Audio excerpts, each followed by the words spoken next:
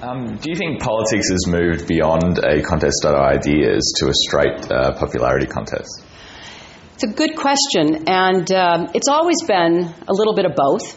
And sometimes ideas are predominant, and sometimes personalities are.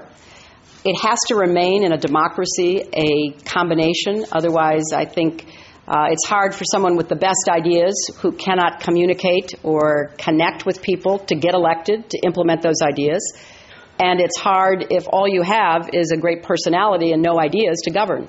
Our next question is from a political science student, Alex Mashmet. Where are you? Well, thank you for your time today, Madam Secretary. My question is, do you think the Republican takeover of the House will affect the timeline for the drawdown of troops in Afghanistan next year? It's really another good question, and it's one that we hope not, because we think we have a good plan going into the NATO ISAF meetings in Lisbon in about 2 weeks' time. We think that striking the right balance, you'll hear me say that word a lot, balance, striking the right balance between moving and expecting the Afghan government to do more for its own defense, but not being hasty in our transition to their lead in security, is what we're attempting.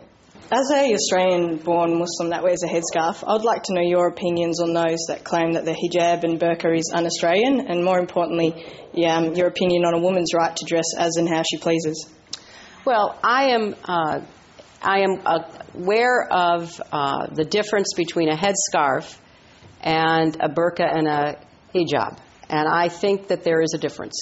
I think that a headscarf is a very appropriate manifestation of a woman's choice, so long as it is her choice, which is a premise of my answer.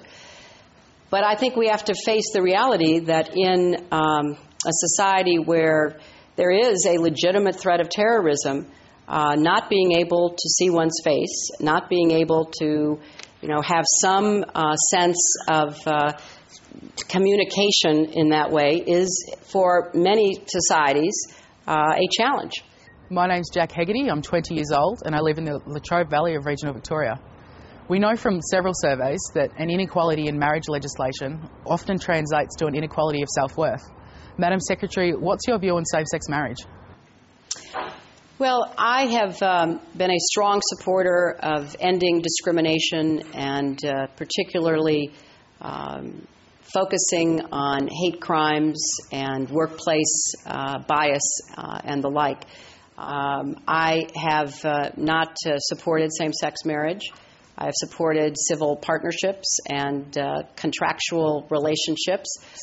Yet I am supportive of our states taking actions that they believe reflects the evolution of attitudes about this.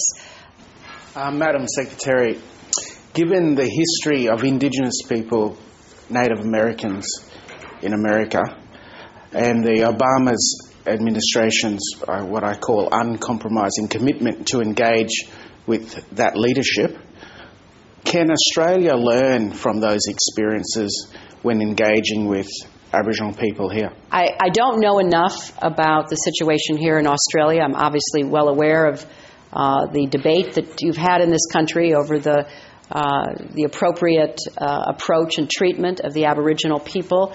I thought that the apology for the treatment going back in history that Kevin Rudd gave as Prime Minister was very important because you do have to recognize that there was mistreatment and abuse, and the history is not one that in my country I can just dismiss, and I'm sure cannot be dismissed in Australia either.